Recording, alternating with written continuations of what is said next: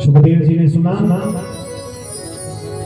कि भगवान अपने मुकुट पर मोर पंख लगाए हैं, घुंघराले बाल हैं, कानों में कुंडल है, वेद माला भगवान ने पहनी है, अधरों पर बंसी है। ऐसा स्वरूप का वर्णन किया गया। कैसे हम मेरे परमात्मा उसके दर्शन करेंगे।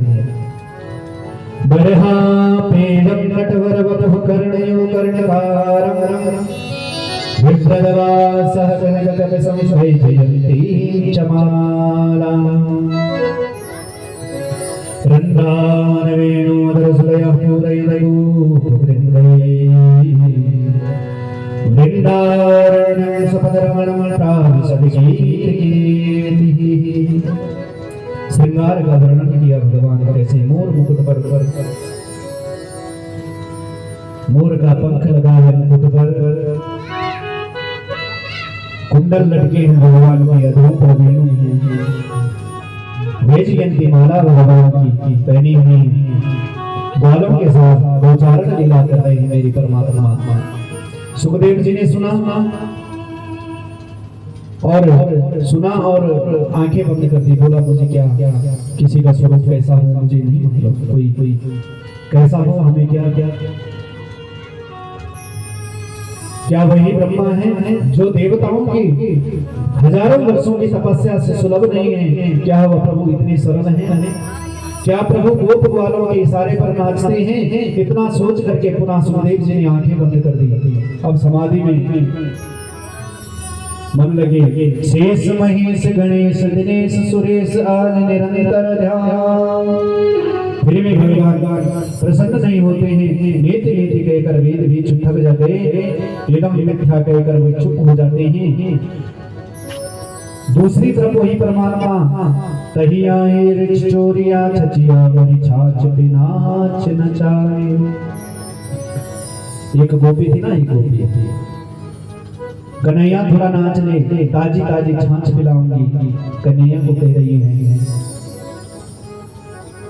एक बार एक गोपी नंद बाबा के गौशाले में गई गोबर लेने, पात्र भरा के तो उठाया नहीं गया। हम जब गोबर भरते तो उठाया नहीं जाता, तो दूसरे का सहारा लेते हैं। तो कन्हैया वहां खड़े थे। बोला कन्हैया इसको उठा के मेरे सर में देना। तो कन्हैया ने कहा उठा तो मैं दूंगा, लेकिन इसके बदले मुझे क्या दोगी? तो गोपी ने कहा माखन के लौटे दूंगी रे कन्हैया। तो गोपी को एक बार उठाया, वैसे निरंतर होता रहा। और दूसरी बार आई तो कन्हैया ने कहा अरे बुआ वो तो ठीक है ये गोपी, लेकिन मुझे याद कैसे रहेगा कि मैंने कितनी बार उठाया? मुझे तो गिनती आती ही नहीं। तो गोपी ने कहा कि उतने गोबर के टिटके मैं तेरे मुख पर लगा दूंगी। तो जितनी बार कन्हैया उठा रहे हैं उतने गोबर के टिटके गोपी कन्हैया के मुख पर लगा रही है। और कन्हैया को गोबर गणेश बनाया। माँ ने कहा ऐसा क्यों हुआ कन्हैया? यशोदा ने जब डांटा तो कन्हैया कहने लगे मैंने आज गोबर का टोकरा गोपी के पास उठाया और इतनी लौने मुझे माखन के मिलेंगे। वही ब्रह्मा आज गोपियों के माखन मांगता है। क्या यही परमात्मा है? सरल स्वभाव का वर्णन था। तो सुखदेव जी ने सुना और आंखें बंद कर दी। बोला कैसा स्वभाव किसी का मुझे नहीं मतलब, क्योंकि संत स्वभाव है, परमहंस है सुखदेव जी। लेकिन स्वभाव सुलभता का वर्णन दूसरे श्लोक में किया। कौन सा श्लोक? अहो दकीयं स्तनकालकूटं जिज्ञासयताययदत्यसारभिः लेवे गतिन्धात्रिचिता ततोऽन्यं कम्मादयालुं शरणं व्रजेमः। यहाँ कैसा वर्णन है स्वभाव सुलभता का वर्णन? कैसे ही मेरे परमात्मा आहो आश्चर्य किम वकी साधवहि अपि पापी वकस्य वदनी पूतना। आश्चर्य है राक्षसी पूतना जो बच्चों को मारकर अपना रक्त पान कराती है, ऐसे महापापनी वही पूतना भगवान को विष पान कराने आई थी, मारना चाहती थी। उसके बारे में कर्मों पर पर्दा डाल दिया, क्योंकि तुमने माँ यशोदा जैसा कर्म कर रहे हैं। जो गति माँ यशोदा को दी वही गति उस पूतना को दी। तो भगवान को मारने जो आई थी, विष पान कराने, उस पूतना को वही गति थी जो माँ यशोदा को दी। तो सुखदेव जी बड़े प्रसन्न हुए, बोला जो मारने आया है, जहर पिलाने आया है, उसको भी परम गति दी है भगवान ने। तो हम तो उस परमात्मा की भक्ति कर रहे हैं, उस परमात्मा का हम स्मरण कर रहे हैं। क्या परमात्मा हम पर कृपा नहीं करेंगे? क्यों नहीं करेंगे साहब? अगर हम उस परमात्मा को सच्चे मन से भजेंगे तो कम दयालु, ऐसे दयालु की शरण में कौन नहीं जाना चाहता है? हम आप सब जाना चाहते हैं। तो यहाँ सुखदेव जी छटपटाने लगे और कहा, और श्लोक सुनाइए। तब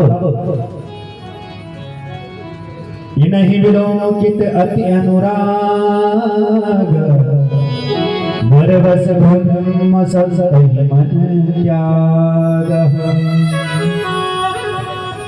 इनको देखा मन नहीं भरता, अस्वस्थामा के द्वारा द्रौपदी के पुत्रों को मारना।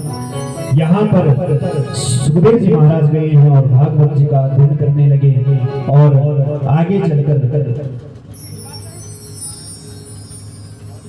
अब जो है महाभारत का यहाँ पर चरित्र आया है। राजा परीक्षित की कथा था।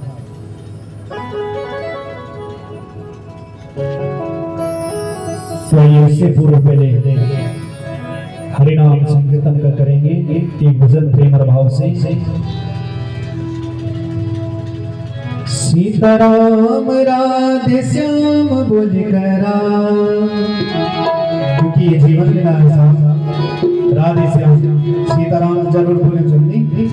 अरे जिंदगी भर हम काम करी, कभी पूरी हुई? आज तक नहीं हुई जीवन में किसी की। आज ऐसा समय आ गया साहब, किसी के पास समय ही नहीं है। अरे भगवान ने हमें जीवन दिया है, जिसने हमारे घर को बोला ना मुड़े हमारे की जय मल सिरजलते श्यार विद्युत। तो आइए उस परमात्मा का हम नित्य निरंतर भजन करना चाहिए। तो आइए एक भजन प्रेम और भाव से। राधे श्याम सीताराम बोल करा, राधे श्याम सीताराम बोल करा,